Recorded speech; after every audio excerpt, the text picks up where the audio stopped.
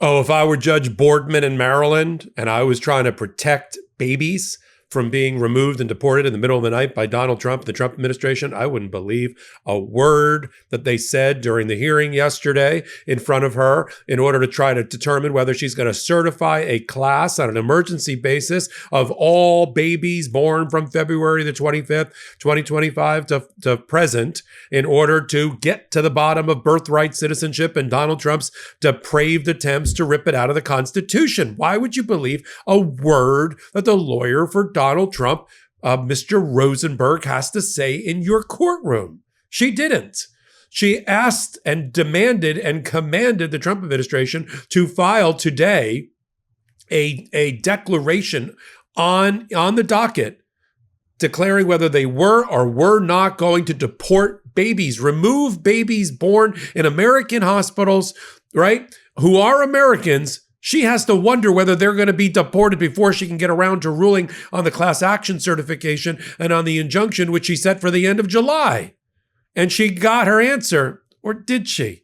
Because based on what they just filed, which I'm going to read to you for verbatim, if I were the federal judge, I'm already a federal judge in my own mind, but if I were the federal judge, I would be entering an immediate class action certification order, an immediate temporary restraining order on the class action, and to protect the babies, something that she said point blank during the hearing yesterday. You're on Legal AF. I'm Michael Popok. Let's talk about it. This is out of the aftermath from Friday's Supreme Court decision, which was in the context of birthright citizenship, where the court struck down decades of precedent and is not allowing federal judges evermore to enter nationwide injunctions.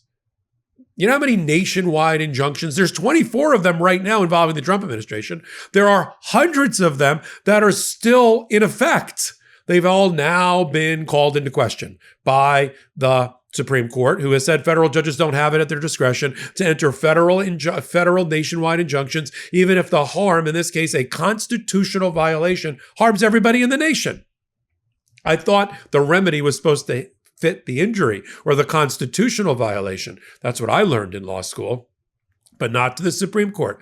To the Supreme Court, you can't do that anymore, and sent it back down to every judge, including Judge Boardman, to reconsider their preliminary injunctions because they're too broad, because it involves parties that are not in front of them, unless there's a class action.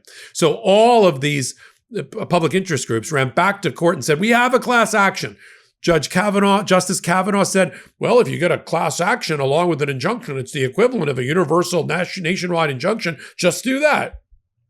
And Sotomayor said, effectively, it would be professional malpractice if you don't immediately go back to court and file a motion for class action certification about a group where this would be all babies born February 25th when the executive order for Donald Trump came out all the way to the end, all the way till now, and ask for that injunction. Do that. And they did. CASA Incorporated and its lawyers ran into court hours on Friday, hours after the decision. Judge Boardman held a hearing yesterday, and she said point blank to Rosenberg, knowing, frankly, she can't trust the Trump administration to tell her the truth. You want to know how the Trump administration and you want to know how you can tell if the Department of Justice under Trump is lying? Their lips are moving when they speak. So she doesn't trust them. We've got reporting already. She's seen it. That Emil Bovee, who's up to be a lifetime appointed federal appellate judge, he's still the number 3 in the Department of Justice, last I looked, according to a whistleblower, held a meeting in March and instructed everybody in the immigration litigation department of the Department of Justice to effectively don't comply with federal judges. Don't give them facts when they're asked for them. Lie to federal judges, in effect, and go tell them to F themselves. That's their language, not mine. She knows that. So she said to Rosenberg, the lawyer for the Department of Justice, what I really want to get down to is whether you're going to be removing the babies, whether you're going to be removing and deporting the babies before July 27th. Now that I've set a briefing schedule, which I think is too long, side note, you got to tighten up your box here, Judge Boardman. You got to tighten up your rulemaking and milestone setting with this administration on the other side. But she said, I want to know if you're going to be, what is your interpretation, the Trump administration? He said, no, we're not going to be deporting and removing babies born in the United States. Think about that concept. We're deporting U.S. citizens and removing babies and therefore their parents, who they'll drag along with them, of course. He said, no, she says, you put it in writing. Put it in writing. By tomorrow, I want to know the administration's position about whether the executive order is enforceable right now, and you'll be removing before I rule on things somewhere around July the 27th, yes or no. Now, what they should have done to give the judge comfort, to give us comfort, is they should have written, we're going to agree, and I've done this in cases, we're going to agree, judge, to a stay, voluntary. You can put it in writing, we'll comply with it. We will not remove or deport babies born in the United States, under the executive order until you've had a chance to rule on the class action certification at the end of July and enter your preliminary injunction, and maybe through an appeal process. But that's not what they wrote.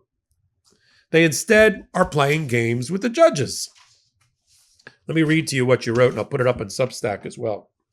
Notice regarding implementation of executive order. Pursuant to this court's order from yesterday, directing the defendants to submit in writing by noon on Tuesday, July 1, their position on what actions the United States may and may not take pursuant to the executive order on birthright citizenship 14-160. Between now and July 27th, defendants submit as follows. On June 27th, the Supreme Court granted the following partial stay. And then they just recite the Supreme Court's one-paragraph decision. Okay? About what judges can and can't do. Next paragraph should again read, to give everybody comfort and to make the judge not move faster, we will agree to a stay. We will not deport babies between now and the time it takes you to issue your rulings, judge. That's not what they wrote. What they wrote is the following on page 2. This is Brad Rosenberg again. Under the Supreme Court's stay, July 27th is the earliest date on which defendants may begin to apply Executive Order 14-160 to persons covered by the order. However, as the Supreme Court recognized, the executive order also provides for a 30-day ramp-up period. The court's stay thus allows defendants to immediately begin to develop and issue public guidance about the executive's plan to implement the executive order. Let me try to translate that. One translation of that is, we will not start developing our guidelines for how to execute how to implement Executive Order 14-160 on birthright citizenship until 30 days after July 27th, meaning August 27th, which would be enough time for the judge to rule. But another way to interpret that, because they were so ridiculously careful and surgical with their words, that you got to think they're trying to do a gotcha with the judge. Another way to interpret that is they don't have to wait till July 27th to start implementing. They could be working on the plans, the guidance on the plans to implement now. And so July 27th is the date, not August 27th. If I'm the judge, I would stop playing this cat and mouse game. Remember that you're the cat, and issue the following order. Based on this, a notice regarding, I'll write it for you, Judge Boardman. Based on this notice regarding implementation of executive order, the court has no confidence and based on the history of the Department of Justice and other courts, has no confidence in the representations and the purported representations that nothing's going to happen until July 27th. I don't buy that you're not going to do anything until August 27th. That's not the way I read your filing. I'm not comfortable with it. I am provisionally certifying the class and entering the injunction now. You are not, by court order, allowed to remove babies born from February 25th until now, through the date until I make my final ruling. You are not to deport U.S. citizen babies. Period. And then get to the timeline that you want to use. You have to do that, Judge Boardman. You've seen what's happened. Brett Shumate has not told the truth to federal judges. That's Rosenberg's boss, the boss of the boss. Drew Ensign, there's a whistleblower out there who worked in the Department of Justice who says Drew Ensign lied to Judge Boasberg, lied to Judge Zinnes about planes being loaded with human beings and sent to El Salvador. You have that whistleblower letter that's out there in the public record. So how can you trust Rosenberg? And how can you certainly trust this ridiculously diplomatic one paragraph? We may or we may not. July 27th or August 27th. Who cares? Let you figure it out, Judge. Yeah, you figure it out, Judge. Enter the order quicker.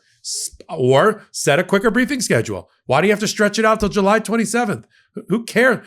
All right, it's 4th of July weekend coming up. Who cares? Do the right thing, do the patriotic thing, set a quicker briefing schedule and have them work over 4th of July. Do you think the mothers of these children who are on pins and needles and on tenterhooks, do you think they care about the fact that the government's going to have to work over 4th of July weekend? Speed it up. I'll continue to follow it right here on Legal AF. While you're here, you can vote for Legal AF. Yes, you can vote for us. Hit the subscribe button. Leave a comment. Come over to the Legal AF podcast. Download the audio. Watch the video, leave a comment, rinse and repeat. Let your friends know about us. This is the way you grow when you're an independent channel without outside investors. So until my next report, I'm Michael Popok. I'm Michael Popok, and I got some big news for our audience. Most of you know me as the co-founder of Midas Touch's Legal AF and the Legal AF YouTube channel, or as a 35-year national trial lawyer. Now, building on what we started together on Legal AF, I've launched a new law firm, the Popok Firm, dedicated to obtaining justice through compassionate and zealous legal representation. At the Popok Firm, we are focused on obtaining justice for those who have been injured or damaged by a life-altering event by securing the highest dollar recoveries. I've been tirelessly fighting for justice for the last 35 years, so my own law firm organically building on my Legal AF work just feels right. And I've handpicked a team of top-tier trial fighters and settlement experts throughout all 50 states known as big auto injury attorneys who have the know-how to beat heartless insurance companies, corporations, government entities, and their attorneys. Big Auto's attorneys working with my firm are rock stars in their respective states and collectively responsible for billions of dollars in recoveries. So if you or a loved one have been on the wrong side of a catastrophic auto, motor vehicle, rideshare, or truck accident, suffered a personal injury, or been the victim of medical malpractice, employment harassment or discrimination, or suffered a violation of your civil and constitutional rights, then contact the Popok Firm today at 1-877-POPOK-AF or by visiting my website at www.thepopokfirm.com and fill out a free case evaluation form. And if we determine that you have a case and you sign with us, we don't get paid unless you do. The Popok Firm, fighting for your justice every step of the way.